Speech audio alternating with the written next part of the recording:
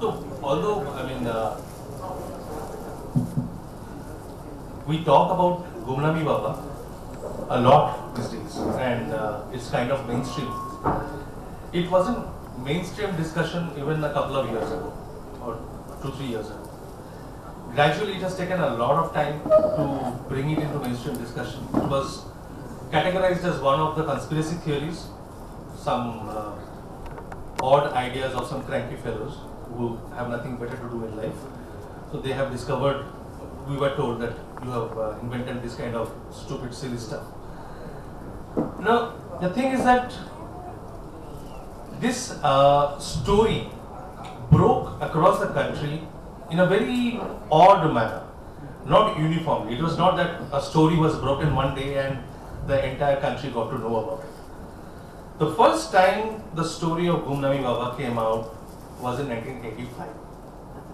Now, I am temporarily using the phrase Gumnami Baba because that makes it easier to associate the name with the case, and we detest the term. We just don't like the term Gumnami Baba to be used anymore. It was a name given by the local press in Faizabad and Ayodhya, and he was not known as Gumnami Baba. He never stepped out and said, "Hello, I am Gumnami Baba."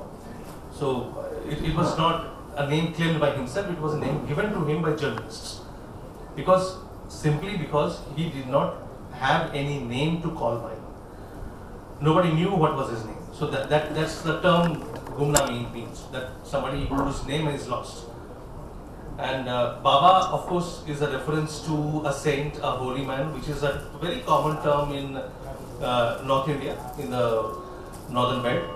And it usually... Yogi ji, they call him Baba, Bulldozer Baba. So Baba word is coming there. Baba is a normal, otherwise Babas are not, a Hindu sannyasi, you don't call them Baba, but Yogi ji is a Hindu sannyasi. No, Yogi ji is being called a Baba mockingly or as a gesture of fun. But Baba, Yogi ji is called Maharaj. Yogi ji is not Baba. That's what we call him. You have met him, so you call him Maharaj. But Baba is a term for any sannyasi. Anybody who addresses him calls him Maharaj. He is referred to Maharaj in the press also or in other conversation also. Baba is now, as a matter of fun, he is being called Bulldozer Baba for the alliteration. So, Baba Ramdev, yes. Baba Ramdev, I met Swami Ramdev Maharaj. I don't call him Baba. He's also known as Maharaj. His disciples call him Maharaj. So that's the common term. Maharaj. Baba is a generic term. Usually, I mean, any holy man you see on the streets. Baba was basically a Sufis, Muslim Sufi is called Babas. So Babas is, but then. Okay, so that's how the name came to be, and the story broke in 1985 in Faizabad when it came to be known that one person has died under mysterious circumstances, and nobody knew the identity of the man who had died. And there was an effort, an attempt by the disciples of this person to keep his identity secret and not to let any outsider into the house where he had passed away and or to see his body. So it was a strict secrecy by a handful of people, and that roused the interest of the citizens in that part of the country, in Faizabad, in Ayodhya. There were rumors floating around much before that there is one man living in hiding anonymously and probably he is Netaji. So rumors were always there, but never strong enough. Once this man died and people were prevented from going in and looking at his face or to find out his identity, it took the shape of a movement. And the way his body was cremated by deception, people were told that his body will be taken at some time in the day to Ayodhya, the main burning ghat, and when, without telling anybody, informing anybody, the body was taken out before that in a matador van and taken to this place on the bank of Saryu River in Faizabad and cremated in the presence of around 13 people. This place has changed now. You have to display these slides. I don't know, it's again gone.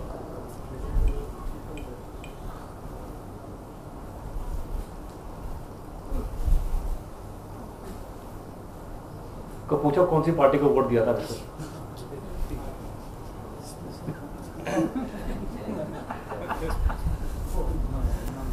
So this is the place where he was cremated in 1985, and the only signs that remain by these strewn pieces of bricks and rocks, and this has changed drastically now. Even this was taken a few years ago. Even this situation has changed. Now the new ghats have come up on the banks of Saryu. There are huge hoardings. There are tea stalls. So it has become a virtual tourist spot, a mini tourist spot now. Anybody who goes to that town definitely makes it a point to visit this place. What is written there? His name is mentioned, Gumnami Baba. No, Anam Sant, I think is mentioned. He was Anam Sant. Date of birth and death is a question mark. Date of birth is matches with That is there. And the name of the person, Shakti Singh, who has got it, in whose home this person lived. So this is the place where he was cremated. Many people from the BJP and Sangh have visited this place. Secretly, of course.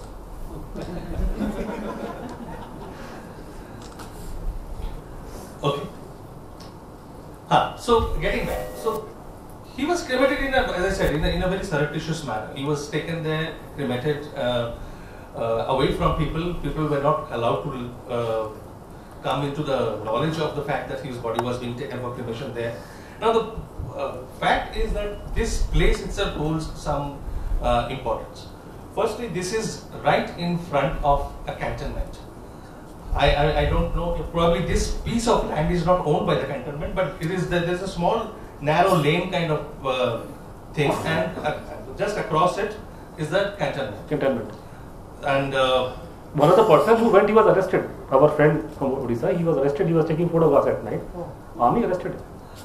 So you cannot just walk in. You just cannot waltz around and do anything you like. And let alone something like 13 people carrying a body and cremating here without any permission. But the cremation was done in the presence of the soldiers, the army. They were all looking at it. They knew about it. They were completely aware of it. The district administration was aware of it. When the cremation was going on, there were vans of the provincial armed constabulary. That is something, a notorious thing of Uttar Pradesh, special Uttar Pradesh thing. And the district police force. They were all watching. And these 13 people were illegally burning a body in a place as sensitive as this. And its importance is not restricted to being a military area. It's also one of the holiest places of Hindu tradition. It's a place, the place is called Guptar Ghat. This place is called Guptar Ghat. That bound ghat is called Guptar Ghat. There is a Sita, Ram and Lakshman temple, Hanuman temple there, the huge temple complex. And it is said that Sri Ramchandra gave up his life by walking down the steps into the Saryu river. So he took Jal Samadhi. That is the tradition. That is the story that is known, accepted. This picture is couple of years old. Now this is being worked in a big way. So many things are happening. So as I said, this is now a tourist spot. Tourist spot. So in a place like this, when something of this magnitude took place, it naturally triggered the journalists, their investigative senses. So they started working overtime. And the first journalist to look into that was a local journalist called Ashok Tandon. And he used to edit a paper called Nilo. And he started the first series of investigation. And after intense investigation, he came to the conclusion that this man was indeed Netaji. That was his conclusion. There were other newspapers around the same time. There was Amrit Prabhat, there was Navbharat Times, there was, what was this communist guy's newspaper? Jan Morcha. Jan Morcha. And all these papers were there. Jan Morcha being a communist guy's, edited by a communist leader, a communist journalist. They took an opposite stand because he had a problem, a fight with Ashok Tandon. So he, instead of looking into the issue deeply, he was more interested in discrediting Tandon. So he took a different stand and an opposite stand, and he started saying that this is a hoax, this guy is an imposter, and all those kind of stuff. But largely it was established by Tandon through series of interviews. He went around, he traced the antecedents of the person, where he came from, what was happening, Unfortunately, Subhash Bose's life is not so well known in that area. So Tendency had to read up about Netaji, and from whatever he read, is a very sharp mind, and he grasped the entire story very quickly. He went to Calcutta, met people, interviewed people, and put together the story. And then he interviewed the disciples of this mysterious man, and some of them said that they were not yet ready to speak, they refused to be on record, but a couple of them opened up, and they gave them the entire story. So they gave the leads, Tandon kept following and dug out a lot of stuff. And after his investigation, he came to the conclusion that this man was no one but Netaji. So while Tandon was about to complete his investigation, it was taken up by the most prominent English newspaper in that province, the Northern India Patrika. The Northern India Patrika is a sister concern of a very iconic newspaper published from Bengal, the Amritavazar Patrika. The Amritavazar Patrika had as its editor a person called Tushar Ghose. Tushar Ghose is known as the grand old man of Indian journalism. Padma Shri. He should have got much more, but he was a grand old man of Indian journalism. And he was the editor of Amritavazar Patrika from the 1930s. And he had a very curious relationship with the Bose brothers. He was a nationalist and Bengali Gandhian, and had to tolerate the Bose brothers, supported Subash as long as he told the mainstream Congress line. But once Subash was out and fought against Gandhi, Tushar Ghose took it upon himself to make Bose's life miserable. So he just went after him, and there was a bitter media fight with between Tushar Ghose and Subash Bose. You would be very surprised to hear that the one media group this day which doesn't pay any attention to the disappearance mystery was at that time Subhash Bose's biggest supporter, and that was the Anandabazar group. So Anandabazar Patrika supported Subhash, and Tushar Ghose and Amritavazar Patrika went for his life. It escalated to such a level that the depth of bitterness and ugly fights publicly, and Subhash finally left the country, and that's where it stopped. But when this story came back, it was after Tandon started publishing the story, it came to the notice of the journalists of Northern Indian Patrika, and they wanted to take up the story. Now the problem was that they could not take it up without approval from the Calcutta office, the headquarters. So they had to brief Tushar Ghose, and that's the irony of fate. The man that he was responsible for driving out of the country, partly at least, he had to sit and publish this most sensational story. Unbelievable, incredible story. So it was 1941, this is 1985, 44 years later.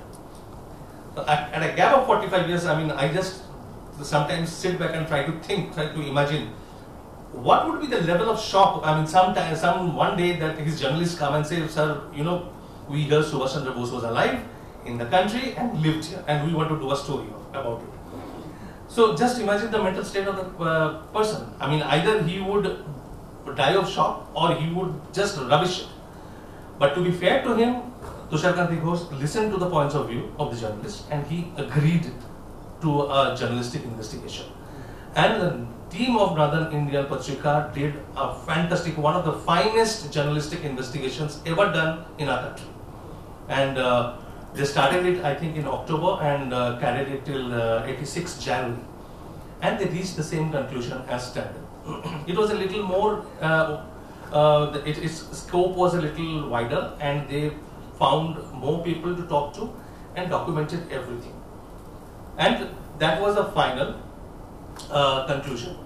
But very cleverly, they did not put it as their own conclusion. They put it within quotation marks, and the final edition, the edition in which the final story was printed, it was, the headline on the front page was, the man was none other, the man was indeed Subhash Bose, and it was, they used a quote from a lady who used to frequent Gumnami Bhagwanji, Netaji at that time, and she was at that time the widow of the homeopathic doctor who used to treat Bhagwanji. So, and the Banerjee family has been in continuous touch. The Dr. T.C. Banerjee and his son, Dr. T.C. Banerjee's widow, and Rita Banerjee, who we call Rita Auntie because we have a very close relation. And luckily we have a couple of their family members here today amongst us. They live in Bangalore, and that's very nice to have them here today. So they used her quotation that the man was indeed Netaji. And what they found out was that they could not trace the entire story, but they found that this man had started somewhere in the early 1950s from a place called Mainpuri. Now Mainpuri is in news these days. And you know the reason, you know the story, so I won't repeat it. Mainpuri is in news those days, and it made me wonder that in places like this, Mainpuri, Nimsar, he came to Nimsar. Nimsar is a place which is very well known in Indian epics, Namisharanya. Almost all the epic literature starts there. Rishi Vaishnapan reciting the story, and that starts in Nimsar. Almost all of them. Then he lived in Ayodhya. So Ayodhya is another place of, kind of archaeological storehouse. So all these places, there is something that wherever he lived, there is something that time or later, something or the other came back, connecting or reopening our ancient heritage we had forgotten, or which was not known to us. So, that apart. So he lived in Mainpuri, then he moved to Lucknow for some time. From Lucknow he went to Nimsar, Nimsar to Ayodhya and to Basti, then from Basti to Faizabad. So that was the span of say around 30 odd years. That's how they traced his movements. Most people think that he lived only in Faizabad, but Netaji or Bhagwanji did not live only in Faizabad. He lived in a number of places, and these are the only places that we have got to know. There are a couple of more places, minor places, which I have not mentioned in this map. But once this story was published, it came to the notice of Netaji's niece. Her name was Lalita Bose. Lalita Bose was the daughter of Suresh Chandra Bose. Suresh Chandra Bose was Netaji's elder brother, and he was a member of the Shanwas Committee, which was set up by Jawaharlal Nehru. And Suresh Bose did not agree with the findings of Shanwas and submitted his own separate report, dissenting report. And that kind of irritated Nehru to the extent that he refused to publish it as a separate dissenting report. The tradition, the protocol is, if you have set up a commission of inquiry and there is a dissenting report, the government should publish the dissenting report also. Not only did not Nehru refuse to publish it, he refused to share it with the members of the parliament also. When Suresh Bose typed down his report and sent it to Nehru, Nehru had a glance at it, at the cover page, and threw it and said that just keep it in the parliament library. So when the secretary asked, it's all in the file notings. I am not somebody who was there and could see the conversation, all in the file notings. When the secretary asked that should we make copies and distribute it amongst the MPs, he said no, not required. Jisko padhna hai, aage padh lega. Library mein ek copy hai, rakh do. And he refused to publish the report. So Suresh Bose had to publish the report at his own cost from the money out of his own pocket. So that Suresh Bose's daughter, Lalita Bose, who was with the Congress party at that time, she came down. So also came. This is Lalita Bose. This picture taken 86. This is Mr. Roy. He was the son of Netaji's elder sister. Immediately elder to him was Tarubala. Tarubala was there in Gorakhpur. She was of course long dead. So he was Netaji's Saga Bhanja. But the only problem, Mr. Roy never said anything, no, because she spoke to media and all that. So we don't have any account from his side. His grandchildren are there in Gorakhpur still, but he is Netaji is immediately elder to him, the sister, Tarubala. He's Tarubala. So the two members of the family came. One of them was very open, the other person kept his mouth shut, but he was there. He's sitting there, old man. That family used to live in Gorakhpur, and he had a very close connection with Gorakhpur. A lot of his disciples used to come from Gorakhpur, and there were temples from where he used to get prasad and all. So there was a connection. I don't know whether they had heard about him earlier or not, but definitely now he came down. Now, Lalita Bose came down and met all the disciples and went through the belongings. Now, the belongings were again a bit strange. We estimated, according to our estimation, there were at least 7,000 items in a small room. A small room half the size of this dais. And there were documents, thousands of documents, letters, newspaper cuttings, magazines, tons of books, hundreds of books of all languages. There were English, there was Bengali, there was Sanskrit, there was Hindi, and if I'm not mistaken, a couple of Urdu also. And books like Encyclopedia Britannica, complete works of Charles Dickens, complete works of Shakespeare, Tagore's complete works. I don't know which Baba reads P.G. Woodhouse. I'm not There was intrigued by it. P.G. Woodhouse and historical thrillers. There was Bankim, Chandra, Tagore, all these. Even the modern Bengali writers' books were there. So, if you look at it subject-wise, he was most interested in the religious, spiritual literature, and followed by standard global literature, Bengali literature, English literature, Hindi literature, and history, military history and normal history. So he was a voracious reader. It's not that he was just piling up books. These books were all underlined, notes written on the sides of the pages, and same in newspapers, and of course there were letters, so many hundreds of letters. So all these were kept hidden from public view, even from the view of the disciples who used to visit him. Nobody had access to his room other than the lady who used to serve him, Saraswati Devi. Only Saraswati Devi and her son Rajkumar, they had anytime access to the room. So for the first time, when the room was thrown open and people entered, it was a shock to them. That who is this man? Who stores things like these kind of items?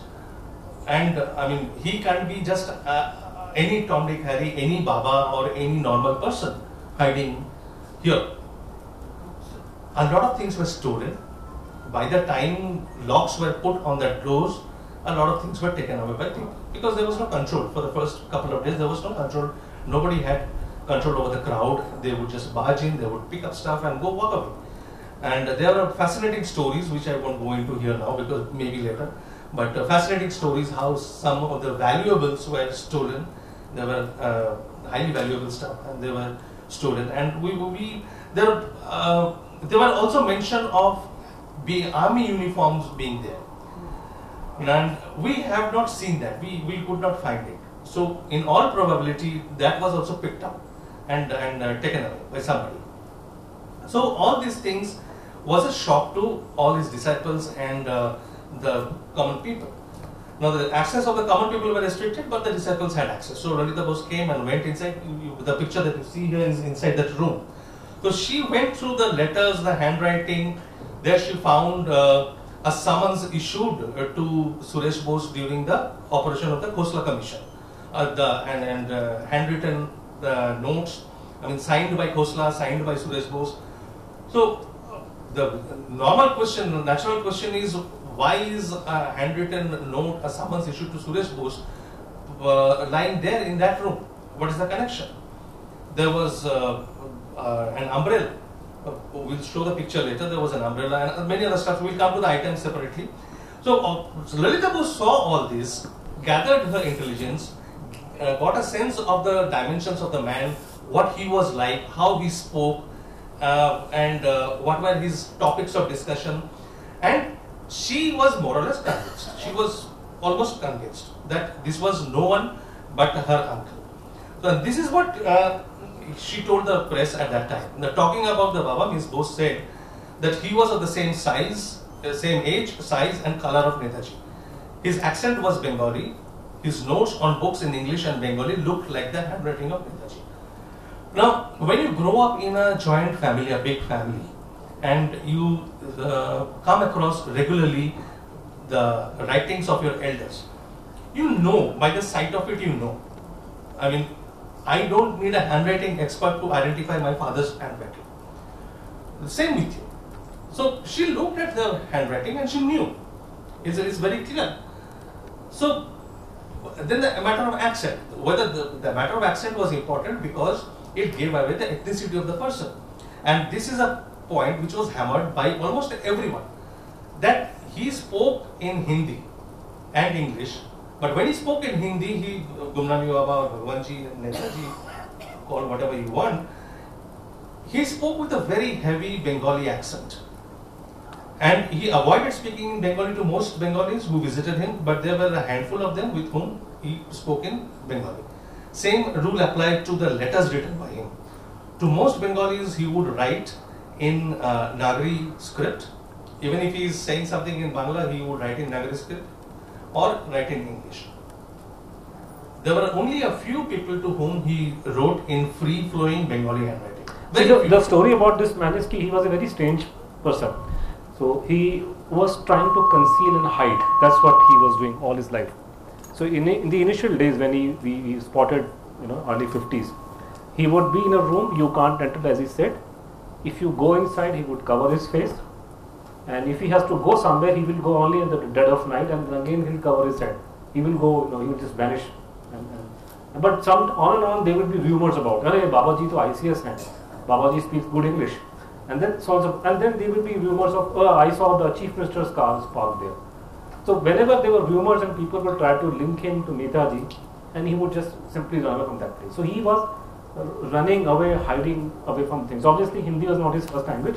His Hindi is absolutely wrong. Hindi is my mother tongue. It's like he is thinking in Hindi and thinking in English and writing in Hindi. So the grammatical structure is all English structure, your phrases and clauses and all that. Hindi you don't write. You don't use semicolons in Hindi. And there are too many Bangla and Urdu words, and there so on and so forth. So, but this person was making an attempt to disguise and hide and conceal himself. So it was and he would always choose a location. In all these cities, he would always choose a location from where he could escape in a few minutes. Not more than that. So even in Ram Bhavan, where he stayed last, that room shared the boundary wall with the cantonment. So the cantonment, there is his room in which there is a window and a door. The door opens and it's the cantonment area. So if he wants to escape, it would take him probably not more than 3 to 4 minutes. So he always looked for places like this. In one of the gurdwaras where he stayed, it is just get down from the slope, it is a Saryu Nadi. So if you have a boat, you just gone. So all of these places, hiding himself and easy escape route. So that was a characteristic. Now Lalita Bose saw into all this, spoke, obviously she was an intelligent person and she knew a thing or two about her uncle. She was convinced enough to go and file a case in the Allahabad High Court. Because first she tried to get something out of the Chief Minister and the District Administration. He said, at least tell me the identity, set up an inquiry, set up an investigation, try to find out, establish the identity of the person. The state administration and the district administration, the police administration all refused. And she was advised to go to the Allahabad High Court. So she went to the Allahabad High Court and filed a case. Now you know how courts in our country function. You can go and jolly well file a case, but you never know when even the first hearing will come up. It can be a week, it can be a month, it can be 5 months. You never know. This case had enough substance to convince the judges to take it up the same day. And the next day they issued an interim order. That is kind of unprecedented. It was not a kind of case where the judges would take such a step. They immediately issued order that all belongings that were found in Ram Bhavan had to be secured properly and kept with the district treasury. And a proper list, which is called inventory, a proper descriptive list had to be made. The committee was set up and the state government was asked to find out the identity. Now, an inventory was made. A committee was set up which went through all the items, all the belongings, and it took them more than 1 year, believe it or not, to make them to make that list, it took them more than 1 year. And they were not lazy. They were working regularly. They would meet 3 or 4 times a week, sit down, go through each document, book, whatever it was there, and write down descriptive list. So it took them more than 1 year. And they listed something around 2,800 items. But when I went through the detailed inventory, I found that they had grouped things, like a bunch of letters. So they would not tell you how many letters. They would say a bunch of news clippings or a bunch of newspapers. So sometimes they would just probably get tired and frustrated and put it as a bunch. So taking a very minimal number as a disaggregator, I went through the list and calculated that even at a very conservative estimate, there were at least 7,000 to 8,000 items found, of which only 2,800 or so were listed. Now, all this was happening, and the city of Faizabad was like a tinderbox at that time. People were demonstrating, they were restless. All political parties had joined in. They would do dharnas, they would do street corner meetings, they would sit out the Ram Bhavan and demand to be told about the identity of the man and remove all secrecy, all kind of information had to be given. It was building up. Practically a movement was building up, and the government was on the back foot. They didn't know how to handle it. On top of this, Lalita Bose had stepped in and she was going to the court. And something very, very, very, very strange happened. Lalita Bose got her order on 10th. It was known that she was in town and she was going to the government. Of course, knew that she was going to the court because it was probably the chief minister who had suggested to her that you have to go to the court. Now, just a few days before she went to the court, the Faizabad district court issued an order on the Ram Janmabhoomi Babri Masjid complex dispute. Out of the blue, there was no movement on that. Some person came and submitted an application for opening the gates for allowing puja, and the court allowed it. This person, nobody knows where he came from, why he came, and why he did that, and why the court all of a sudden listened to such an application. And this surprise has been expressed not by us, but by the later judgments of the Allahabad High Court and the Supreme Court. They have pointed this out, that this is unprecedented, that somebody completely unrelated to the Ram Janmabhoomi Babri Masjid case walks into the court, files an affidavit, and an order is issued. And the moment that is done, the entire attention of the Gumnami Baba movement that was going on was turned into a different direction. Then Ram Janmabhoomi became the new movement. The tempo of the Gumnami Baba issue was lost. And that is, we at least refuse to believe that it was a mere coincidence. It cannot be a mere coincidence. This is what they found in the room. This is after they had neatly arranged out and all. This is the time when the museum was being set up with those belongings. So if you see, I mean, there are all military history books. The book of the judgment of Justice Radha Vinod Paul on the East Asia War Crimes Tribunal, and India's China War. Most strikingly, the photographs of Netaji's family members, his parents, his siblings, the glasses, the tobacco pipes. Now look at the glasses. Which Baba wears this kind of gold-plated Rolex and Omega? Which Baba smokes pipes? And not only pipes. They think Netaji's mother had gifted him an Omega gold watch. So we do not know whether it's the same watch, but Netaji's mother had presented him an Omega gold watch. So he was smoking pipes and he had the accessories, proper accessories. I mean, there was a pipe cleaner. He had the pipe cleaner, the threads were there, the pouches, tobacco pouches were there, everything was there. This is the Rolex.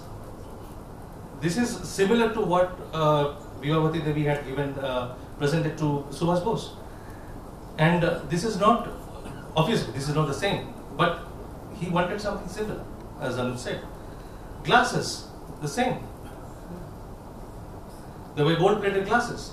This man was obsessed with music, and music means the highest level of classical and Bengal's religious music. So he would listen to songs of Nazrul, he would listen to Tagore songs, songs for of Shama Prasad and all of which many of you, Ram Prasad, sorry, not Shama Prasad, Ram Prasad, many of you would not be aware of these names, so I'm not taking all the names, but songs, devotional songs composed by tantric sadhaks over a period of time and sung later on. So all these were there, musical instruments, classical, vocal and instrumental, and at the same time he was also keeping a tab on the Bollywood music. So Naushad was one of his favorite composers. So he knew the entire range. Now this kind of stuff, a cigarette holder, a steel cigarette holder, a pouch, I don't know, I mean it's a multi-purpose, we don't know what it is for, lighters, Second World War vintage binoculars. What on the earth does a Baba have to do with German binoculars of the Second World War vintage? The books again, I mean he is reading Alexander Solzhenitsyn, he is Jeeves, Rousseau, he was a fan of Will Durant's writing, and about the Gulag Archipelago, Solzhenitsyn, he read the books very minutely, very carefully. And when we talk later more about the person, where he used to talk about so many things around the world, one of the things he used to talk about was the Russian gulags, what the conditions were there, who were the laborers, where were they brought from, how they were treated, and what kind of stuff they used to produce in Siberia. In detail he used to discuss and describe. उसमें एक incident हुआ था कि सर्दी का it gets very cold in North India, so this man was in Ayodhya, old man, he was there in the room, so the house जिनका घर था उनके, वो उन्होंने बोला कि वो बाहर बैठे हुए थे और वहाँ पे छोटी सी हर्थ होती है अंगीठी, उससे लोग वो रात को हाथ सेके कि ठंड करके, तो उन्होंने बोला कि हमें ठंड लगी थी तो हमको याद आ रहा है वो बैठे हैं बुजुर्ग, उनको भी ठंड लगी होगी, तो उनसे पूछा कि भगवान जी आप लोग ये अंग्रेजी चाहिए आपको गर्मी यहाँ करके, so his Hindi was like very like Bengali speaking Hindi, बोला ये शरीर साइबेरिया का ठंड सहा इसको ठंड नहीं लगता है, तो this is how sometimes he would in Hindi would give out these things about Siberia, and sometimes of course in English Stalin did not treat me like an enemy, my own people did, that is also he said. And so he read Solzhenitsyn's book, and when these things came out later, when we started writing about how he used to describe the Siberian gulags and all, we were attacked, we were criticized that, he used to read Solzhenitsyn, he read Solzhenitsyn, he read the book and then he passed it off as his own. Anybody can do that, anybody can read a book and repeat that same information. So we had to point out that he started talking about the Siberian gulags, about the labor concentration camps, much before the books were out. Nobody in the world knew in detail about the gulags at that time. He was talking about the gulags in the 60s, mid-60s, and nobody knew, early 60s, 1960s, nobody had any idea about the gulags. So this man who is reading Solzhenitsyn, he is also reading Jeeves, P.G. Wodehouse, and he is also reading Sitaram Gore, as you can see, Nehru's Fatal Friendship. So just imagine the range of his reading, his intellectual range. This is a photo which he specifically asked for to get from his family. He sent his associates that go home, get this photo. If you go to this room, you will see this kind of photo. I want a copy of that photo. That's how he used to give instruction. So if he wanted something from Calcutta, he would send those revolutionary associates who used to come and meet him, that in Bow Bazaar there is that shop who used to make this kind of product. I want you to go and find out if he still does that. And if he doesn't, then go and find out who else does it. Then if he wants a specific book, he said, I want a book, the Atlas, World Atlas, which we used to be taught in our class 6 and 7. And then he would say that get me that specific edition of Pilgrim's Progress which I read in class 5. So he would make this kind of demands. So he said that he told one of his associates that there is a photo of my father, just the bust, go and get it, you will find it in this room. So he knew exactly, he knew Calcutta like the back of his hand, he knew exactly which shop had what, he knew where things were kept in the house, he would accordingly instruct them. Because when these things came out later on, I mean, very recently in the last 4-5 years I am talking about, there were many naysayers, particularly from the family, Bose family, who said that, you know, these were all supplied to him. Of course, these were supplied to him. But these were not just supplied to him. He asked specifically for those and he knew where they were kept. So the umbrella, there was an umbrella which belonged to his father and it was written, Father Janakinath's umbrella. So why would he keep these things, get these things done? He doesn't, that's the argument against being an imposter. So the most popular argument against Gumnami Baba or Bhagwanji being Netaji is that, oh, he was an imposter. This is what the latest commission of inquiry set up by the Uttar Pradesh government also said. That he was not Netaji, he was somebody who was pretending to be Netaji. Probably he was too close to Netaji, so he knew his things. The thing about being imposter is that it's a con man. An imposter is a con man and he expects something in return. He expects to gain something. This man only suffered. He never gained anything from anything. He never made a claim in his life. He could have got India at his calling, just like a snap. If he wanted to do that, he never did that. So where is the question of imposter? There are many arguments, there are many details. I will not go into those now. But this is how he described himself in one of his responses to a man. As Anuj said, that he never used to come out and show his face to anyone. He also never allowed people to come in, anybody to come in. So what happens with a sannyasi, normal sannyasi sadhu, is if he is staying at some place, you can go and meet that person. There might be a time that you can meet this person only from 5 to 7 in the evening. But you will inevitably get to meet him. This man was not available for it. Anybody who wanted to meet him had to submit an application with all his credentials, which would be screened first by Saraswati Devi, then by Bhagwanji himself. And then only he would be allowed, if at all.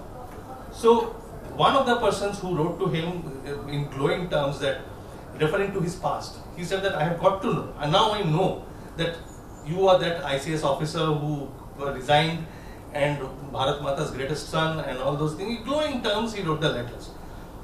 So in response, this is how he described himself, that I am a bona fide Dashanami sannyasi, and you will know that a man under holy orders incurs death according to the civil laws.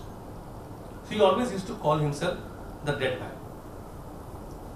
Mrita Bhoot. Bhoot means not ghost, Bhoot, the past, the dead past.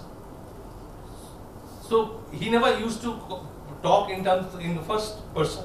So I, me, myself, no. This body, Mr. So and so, he always used to refer to himself in third person. Your dead man. Your dead man. So, and a sannyasi is dead to his former life. It is in the keeping of Divine Mother Durga and Father Lord Shiva. In passing, you shall find cogent answers to all your hypotheses, queries, thoughts, both as expressed in your letter and which remain unexpressed in your heart. Peruse with your heart calmly, quietly, lovingly. Every word, phrase, sentence and their constructions are pointers for you. They are pregnant with possibilities. Seek and thou shalt find. A very enigmatic letter. Enigmatic का मतलब ये है जी, ये letter लिखा गया था बस्ती में, और बस्ती जो है वो आज के जमाने में भी बिल्कुल बैकवर्ड एरिया है हिंदुस्तान का. It's a very backward part of the country.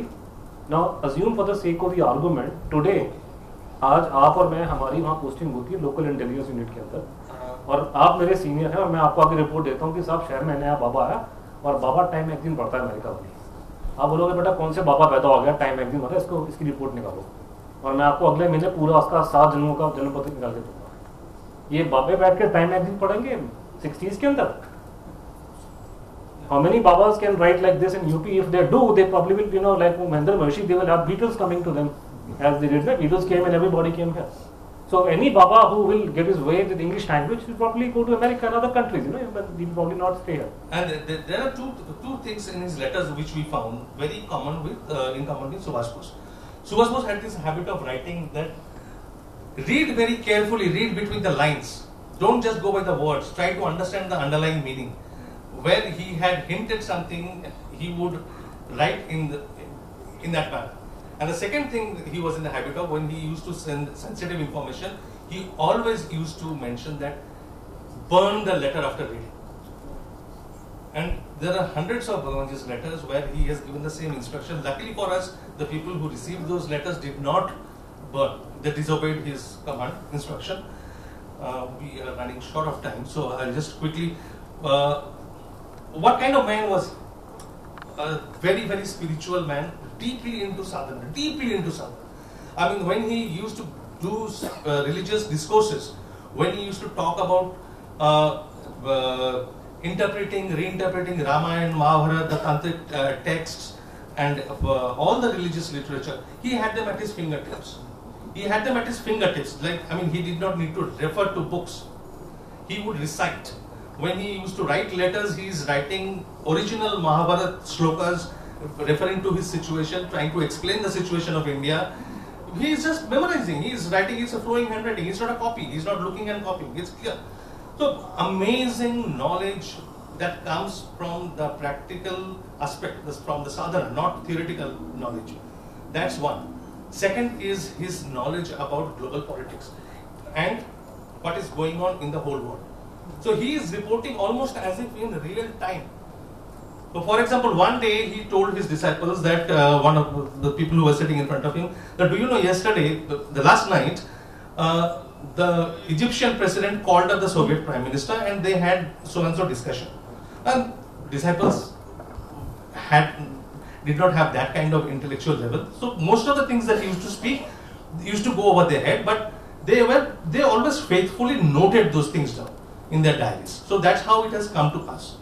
Now what happened, if you read this kind of statement, it sounds like bragging, hollow boasting. I mean, a man, come on, give me a break. Sitting in Basti, he's saying the Egyptian president talked to the Soviet prime minister. Are you kidding me? And that is in 64, 65. So what happens, as luck would have it, when we were writing Conundrum, the Soviet government released a few diaries of a top Soviet bureaucrat.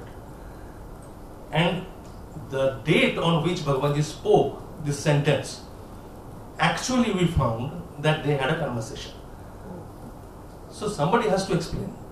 Sitting in Basti, how the hell did he know that the Egyptian president is talking to the Soviet prime minister? He used to joke that, I mean, whatever is being cooked in the prime minister's house, I get to know before the prime minister does. Just before the Bangladesh war started, about 15 days ago, India got into the Bangladesh war on the 6th of December. Just about 10-15 days ago, he was sitting there in Basti and talking to some of his disciples. They were talking about multiple subjects, various subjects, as usual. All of a sudden, he goes quiet and then starts talking about a place called Jasor. Jasor is in Bangladesh. And Subash Bose used to go to Jasor a lot. He was very familiar with those regions. But here there was no context for discussing Jasor. So he started describing what is Jasor, what the city is like. And there was a cantonment. There was a Jasor fort which was turned into a cantonment. What the cantonment was like, where the cantonment had hangars, where the petroleum bunkers were, which troops were stationed where, in which corner. So he would specify. He had a long discussion, monologue. Not discussion, they never had discussions, they had monologue. Nobody knew, nobody understood. And then, on 6th of December, the Indian army entered Bangladesh, formally.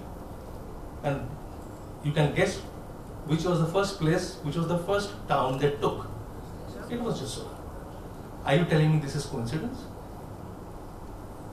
So there are hundreds and hundreds of such anecdotes which we can continue. It will take 3-4 days. But just want to, because we are Gandhians by nature and Gandhian by national emotion, this is his handwriting where he wrote stuff. He wrote about war. This is a note he wrote to his former INA intelligence officer, Pavitra Mohan. And I will just read it out. Here he talks about war. What is war? Whether war be brutal, cathartic, or human business, humane business is beside the point. Everyone knows that no war can be conducted and fought with kid gloves. Modern war especially takes an appalling toll both on human life and property. No civilized nation risks it lightly, but when it is forced on, it has to be waged in a manner that makes the opponent wins. This is done not in any vindictive spirit, but in a cold calculated manner to break the opponent's morale, so that he is forced to sue for peace. Abstract principles have nothing to do with waging of war. Now recall the 1971 war, and if you are too young, recall the surgical operations conducted by this government. So that will make clear what was the level of thinking and at what mental state he was. So this is referring to himself, the way he talked in third person, when your dead man was in Berlin, a great German. So this will continue. We don't have much time. If we get time later during the question answer session, we will come back. I will ask Anuj to just quickly take on the evidence part, because we have been talking about evidence. We began with evidence, so we come back with. We will end this with Justice Manoj Kumar Mukherjee, Commission Justice Mukherjee. Don't forget, he is a former Supreme. He died last year. Former Supreme Court of India. Oh, that's by the way, peeping is baby Anuj. So what happened that Justice Mukherjee took, he studied the matter, whatever information came his way, and he wrote in his report that the eyewitness account is credible, which cannot be ignored. So credible eyewitness account would be what? The credible eyewitness account would be that if somebody goes to court of law and says ki I saw so and so fire the gun and this person was killed, so this person will be hanged. This is what the force of eyewitness account is in court of law. So he said, the former Supreme Court of India judge, that the people who knew him, who came to him, they were also not the people who were linked to the INA, they were revolutionary freedom fighters or people from those families, those who cannot lie, and so on and so forth. So the eyewitness account is credible, number one. Number two, he mentioned that the correspondence between this so-called Mummy Baba and the people who knew him is matching with the eyewitness account. So that means the eyewitness account is getting a support from the documentary evidence. It's matching. At the same time, the commission report, when the commission report came out, it mentioned there is no clinching evidence that this man was Netaji. And the interpretation of media then and even today is that he rejected the Mummy Baba angle. No, he did not. All he said was there was evidence, but it is not clinching. So the problem was that on one hand you have the eyewitness account and the documentary evidence matching, but the problem was they were some DNA tests were negative and the handwriting tests by the government experts were negative. So because of this he cannot draw a conclusion. So this is what happened, and especially when you look into DNA. So that becomes, in this age and time, who would fight with this kind of an argument? And people even ask us, you're wasting your time and energy. When there has been, if you ask anybody, especially in the Bose family, they'll tell you, Mummy Baba was not Netaji because DNA test, did not match. So DNA is perfect science, so you cannot ignore. And so this was there in the media. In fact, that Mummy Baba was not Netaji, forensics said so. Now, I again go back to one of my pet lines, that I am an MA in political science. So when we went to the college, so our teacher told us that chemistry is science, the biology is science, and physics is also science. But political science is the mother of all sciences. सारी science की माँ होती है political science. तो आप political science से ये साबित कर सकते हो कि अलाउद्दीन खिलजी की हड्डी है. ये ताकत है political science की. तो आपको example देंगे उसके. One more thing which was there, and it was like this, that we have known for quite some time. We knew Justice Mukherjee, but even back then in 2003 when these reports came, we knew that Justice Mukherjee had grave doubts about the veracity of these reports, for very good reason. Because the government of India was not cooperating with him from the day one. So he was helpless. He was working under the Commission of Inquiry Act, and things were quite different. Later on, of course, in 2010, by mistake, he was caught on camera accepting the fact that this man was Netaji, but he was not able to prove. So this is one bite from Times now. Let's see if it works or not.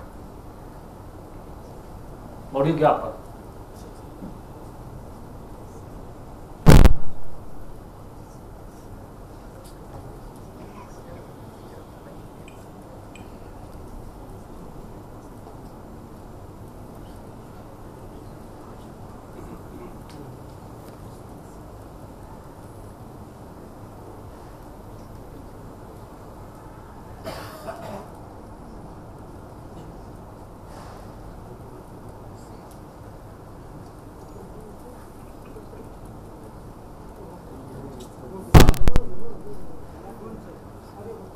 So she's a technical. If I go and tell people I'm going to Silicon Valley also, that I was in India, Silicon Valley, they could not, run a PowerPoint presentation and be great shame.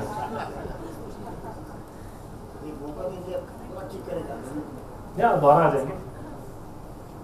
This is a fun. This is another view. I have a conspiracy theory. I need to know which party this man voted for last election. So you need to be very careful. Don't trust anybody. I hope he doesn't mind. I'm just joking.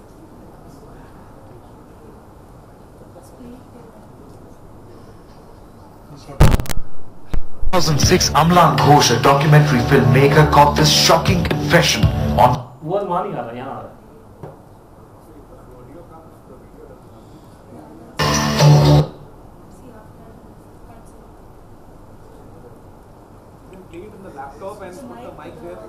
अब mic लगा दो, ठीक है. In 2006, Amlan Ghose, a documentary filmmaker, caught this shocking confession on camera. Believe me, আমাকে যদি personally বলেন, এটা কিন্তু not to be quoted, বলবেন না কাউকে. I am 100% sure that উনি I am 100% sure that उनी वीडियो में तो चाहिए. स्क्रीन में नहीं आ रहा है. No, you can create on the laptop only. And put the mic on the laptop. The visual is not there. Yes, that's what they were trying to do. Ghose, a documentary filmmaker, caught this shocking confession on camera. Believe me, আমাকে যদি personally বলেন, এটা কিন্তু not to be quoted, বলবেন না কাউকে. I am 100%. So what he's saying in Bengali, believe me, is not to be quoted. But I'm 100% convinced he was neither. That's what he's saying in Bengali.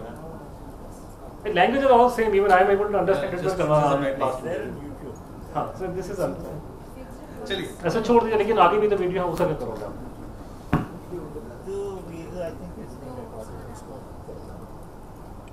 But उसमें भी question answer में videos हैं. Something can only be answered through videos. नहीं, उसको रहने दो. Visual has to come ना. Visual नहीं आ रहा है. तो ये तो जस्टिस मुखर्जी ने उसके बाद में several times we have met and others have also met him. So he has personally confided to us कि वो इन्होंने गड़बड़ करी है लोगों ने, और हमको बताया गया था कि इसमें मतलब इन्होंने रिपोर्ट चेंज किया. The only thing we did not have the evidence now we have. The other reports were changed. So ये आप दिमाग से निकाल दीजिए कि DNA टेस्ट रिपोर्ट जो है वो चेंज नहीं हो सकती. ये भारत देश महान है. পার্সোনাল লেভেলে বলে আমি কিন্তু দুটো জিনিস কনফিউজ. একটা হচ্ছে উনি ছিলেন, আর উনি হচ্ছেন রাশিয়াতে গিয়েছিলেন, রাশিয়াতে ছিলেন, রাশিয়াতে উনি ডকুমেন্ট দিল না, সেটা আলাদা কথা. রাশিয়াতে ডকুমেন্ট আছে.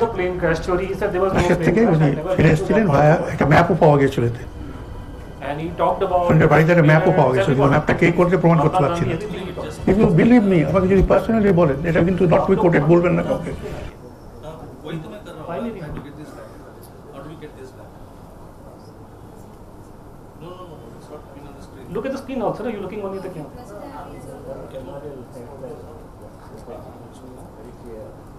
चलो carry on. Anyway, we want to photo का. तो ये जस्टिस मुखर्जी के साथ फोटो हमारा फोटो पे था करके. Now this is you understand, अच्छा, can the video be played and they can put the mic? Is that possible? अभी जब आएगा तब. Now this is for example. Now let's so essentially the Gumnami Baba theory was killed by negative handwriting and DNA report from the Sarkari lab. So that is the main point. There is no, to the long and short of it. Now before we get into that, these are the things which we have not said. So don't accuse us that we are giving a bad name to our country. India among most corrupt countries is Advani. Advani ji said, so I didn't say so. Walmart, Fax, India, China has corruption. आपको पता है कि हमारे तो जासूसी की तरह से हमारी खून बसी हुई है. आप लोगों ने आधार कार्ड बनवाया होगा. आधार card is very scientific, very meticulous. It's almost like you're getting a visa for foreign country. You have to get the biometrics and all. It's very scientific. Nobody can tinker with it. Somebody gave somebody money and they delivered Aadhaar card for Hanumanji. I think there was a driving license for Obama also was in India somewhere. And और ये अलग अलग reports है. जैसे for example there is a British tourist है, उसका DNA report India में कुछ है, लंदन में कुछ और आ रहा है. एंड तो इंडिया की गलत थी, वहाँ की ठीक थी, वो छोड़ दीजिए आप लोग. Let's come to this important. Now this is coming from Delhi, New Delhi. Times of India का है. दिस नो टैबलेट है. अब सिंपल कॉमन सेंस की बात है कि दिल्ली का high court, the high court of Delhi is ordering the CBI to investigate the FSL Delhi कि ये लोग पैसा खा के रिपोर्टें चेंज करता है डीएनए की। ये हाई कोर्ट ने ऑर्डर दिया दिल्ली में, ठीक है। अब उसका आउटकम देखिए, आउटकम क्या निकला है। This is the outcome after CBI does inquiry, CBI books FSL deputy director senior officer for false DNA report. तो ये दिमाग से आप निकाल दो कि डीएनए टेस्ट जो है वो भैया यहाँ पॉलिटिकल साइंस है, ये तो कुछ भी कर सकते हैं। This is very interesting case. This is a very interesting case. There was an accident, rail accident. An issue expects rail accident.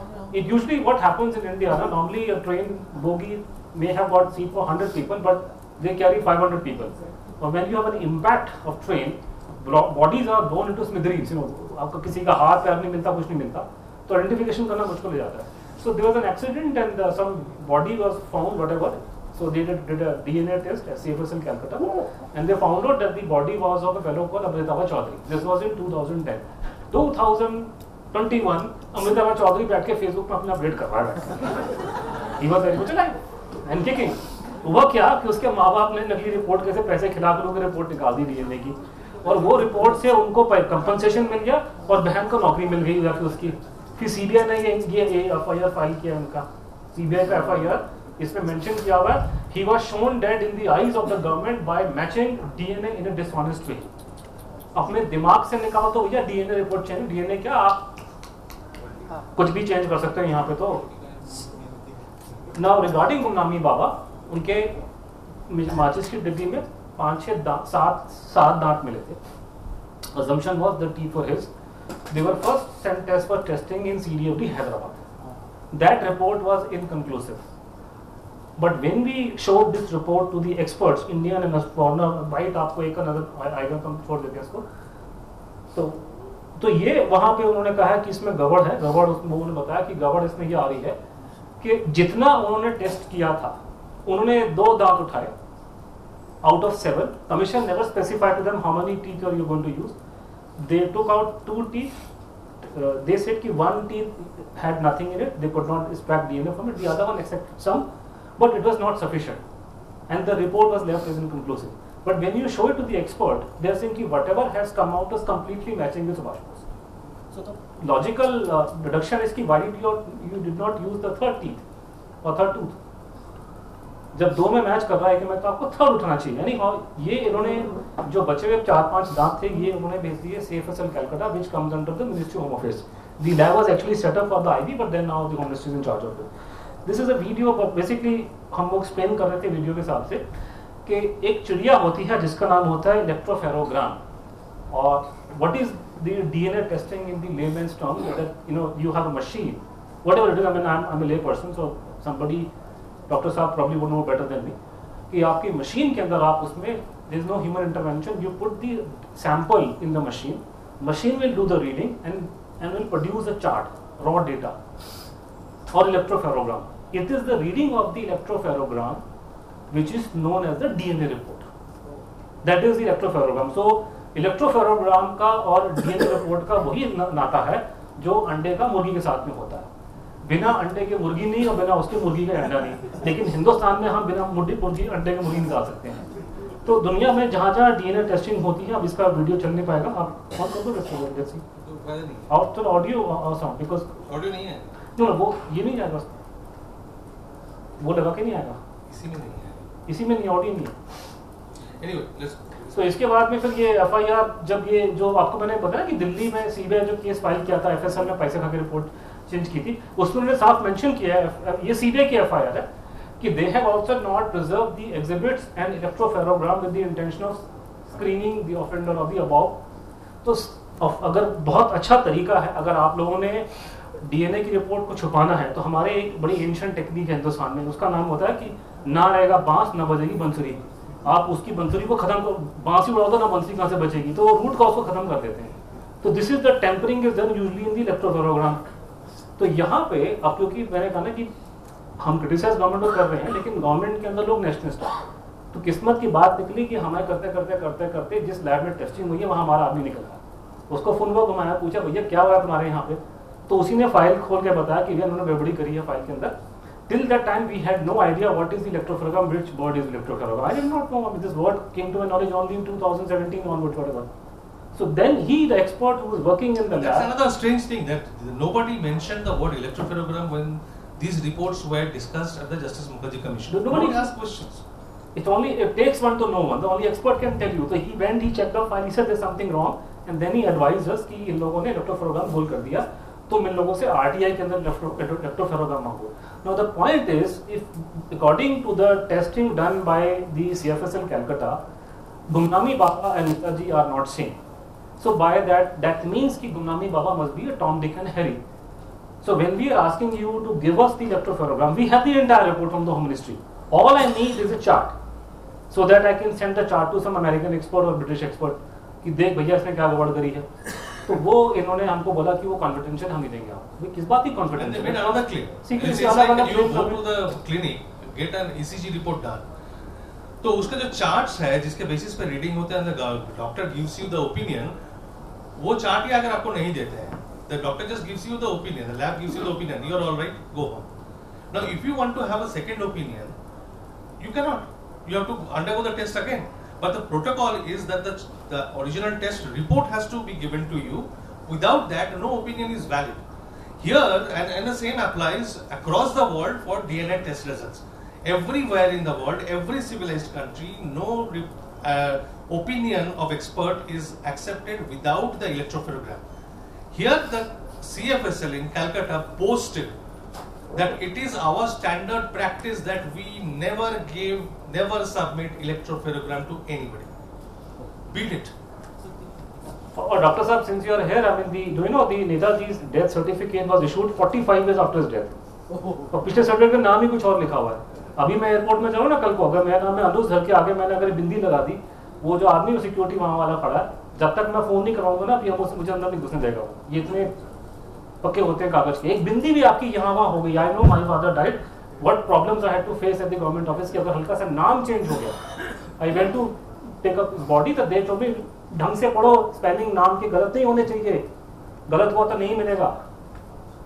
और इचूरा उपूरा का डेथ सर्टिफिकेट, आप सुभाष चंद्र बोस का सर्टिफिकेट बता रहे हैं मेरे को, डेट ऑफ बर्थ गलत है, डेट ऑफ डेथ गलत है. Any how, this video we cannot play. What we did was, and of course Gyaneshwar Chaubey is a very renowned expert of DNA, BHU के, अब कानपुर में वो BHU में है. अभी थोड़ी देर पहले वो बहुत बड़ी, वो जो पंजाब में जो कंगाल मिले हैं, वो स्टडी वडी नहीं की थी करके, उनका top most expert of DNA. he was in Hyderabad earlier, came on television, audio cannot be played. He said आनंद के शो में कि उसने लिस्टिंग किया कि गड़बड़ है, रिपोर्ट गलत है, रिपोर्ट में बहुत सी फॉल्ट है, और जानबूझ के उन्होंने कंक्लूजन ड्रॉप किया. And there are others, foreign expert भी उसने बोला.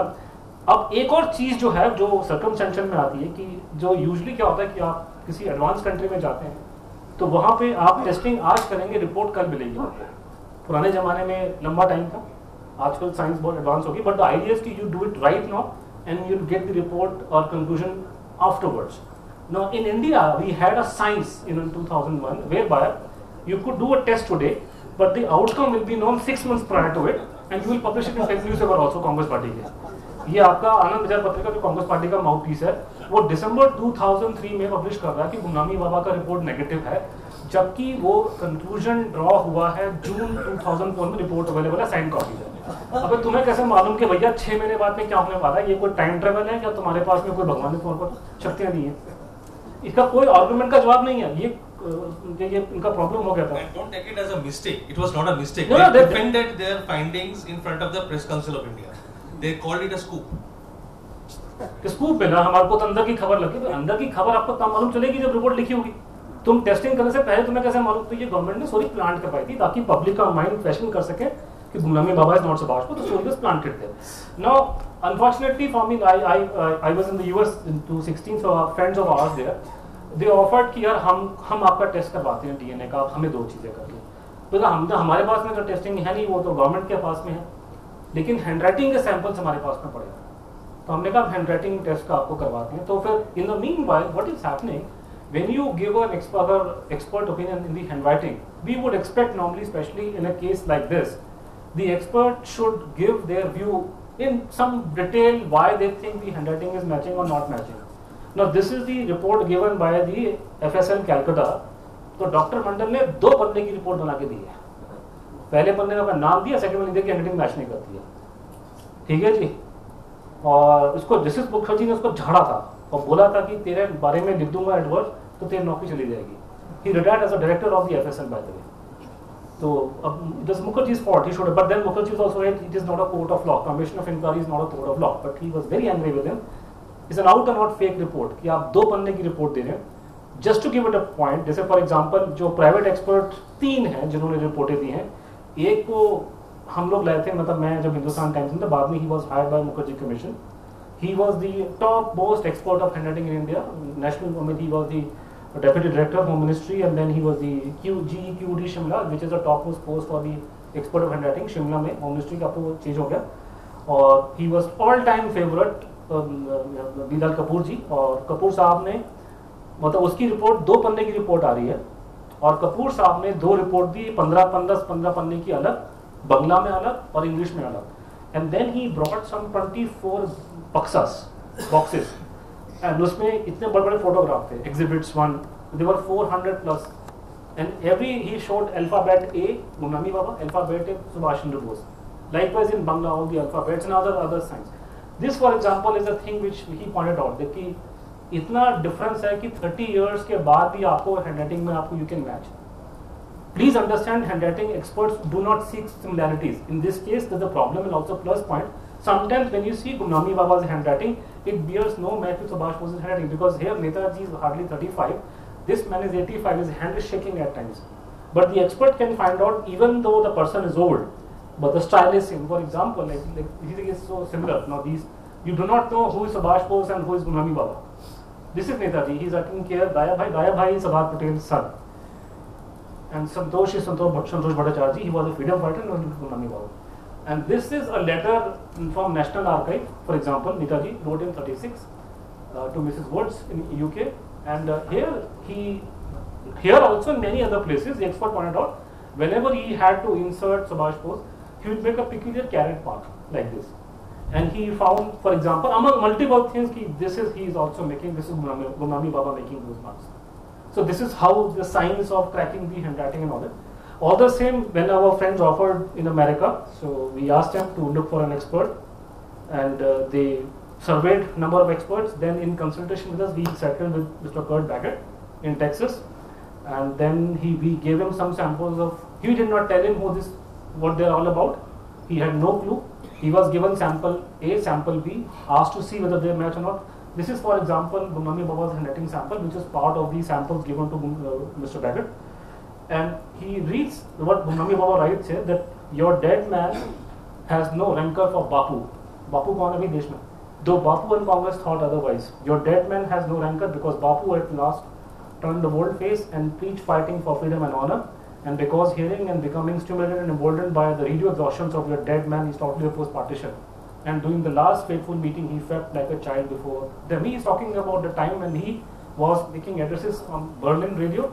And Gandhiji had become very so he can tell better what it's all about. All the same, Mr. Kurt Baggett, detailed 49 पन्ने की रिपोर्ट में पूरा डिटेल में समझू करके उन्होंने पूरा बोला कि he is the same person. I'm willing to depose before any court of law if you want me to.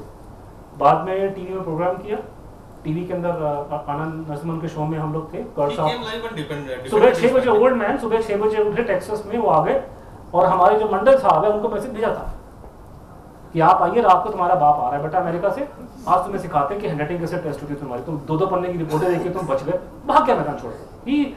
None of these experts, by the way, number of experts of DNA is very few in this country.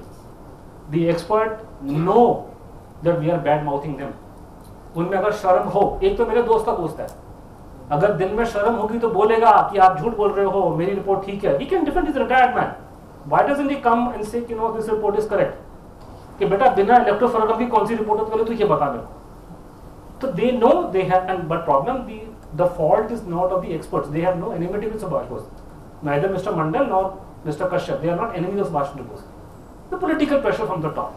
So this is what happened, and then we had another very renowned expert, Ashok Kashyap in Delhi. He was also given the same task. He also gave a detailed positive report, and he was willing to appear on media and he said, "This man is Subash Bose." So this is where the case stands today. That's the evidence. शुरू में बोला था that we go by evidence. what you believe, what I believe, what he believes, what she believes is of no consequence. So just, to summarize the thing today, if we talk about the evidence available for the plane crash theory, Netaji's death in plane crash in 1945, we have only circumstantial evidence, some witness accounts which are mind-bogglingly inconsistent, incoherent and contradictory. So nobody can trust any of those eyewitness accounts.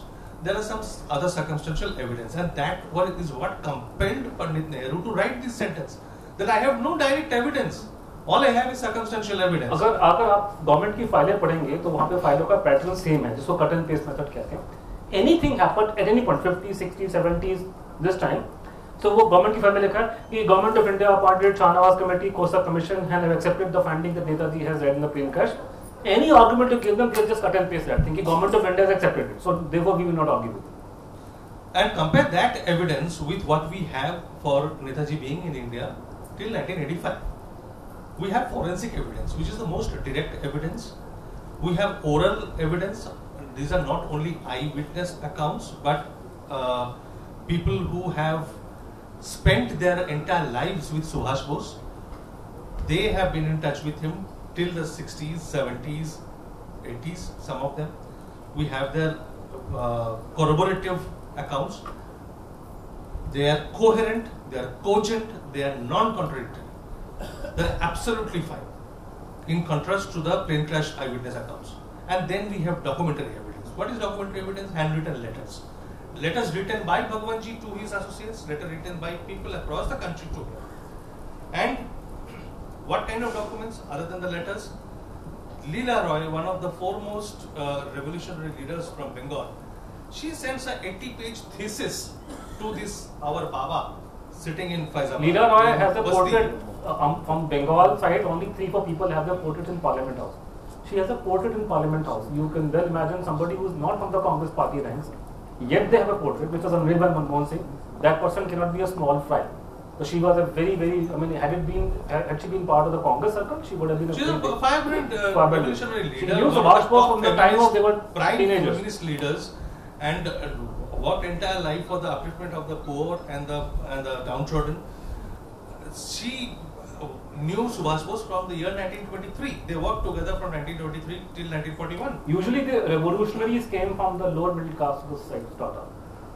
Leela Roy was section, her grandfather was the district magistrate. In those days, her father was, I think, DM Rai Bahadur Dev, and then she was the first English MA in. So that lady, so that kind of a level she had in those days. I mean, we're talking. She's sending an 80-page thesis on the revolutionary movement of Bengal, how it degenerated. Not everybody knows history. You read books and you can write anything. She writes an insider account of how the revolutionary movement in Bengal degenerated due to internecine conflicts, due to personality clashes, ego clashes, and why she was so fed up with the revolutionary movement and left it. So, who's a person like Leela Roy sending that kind of thesis, 80-page thesis to a Baba somewhere? एक चिट्ठी लिखी थी बाबा ने उनको, उसने उनकी चिट्ठी आई होगी उनके पास में, तो she wrote back to him that the way you are writing in Bengali, the idioms you are using and all that, any child can make out who you are. So he writes back, is that so? I'll try to change my handwriting. So then he tried to tinker with it, but expert caught him that this man is trying to. So you may be Subash Bose, but unfortunately after the age of 18 you cannot change your handwriting. So he tried to conceal and disguise. So rather than, we have devoted an entire chapter on the detail of the imposter theory. So the imposter's job is to make gains out of something. This man was suffering. He was trying to conceal and keep everything in hiding. Okay, so we have to stop here. Rishi, now we have to listen to you. You must. No. It's first we listen to you, then we will take combined. If there is any question, we will take it combined.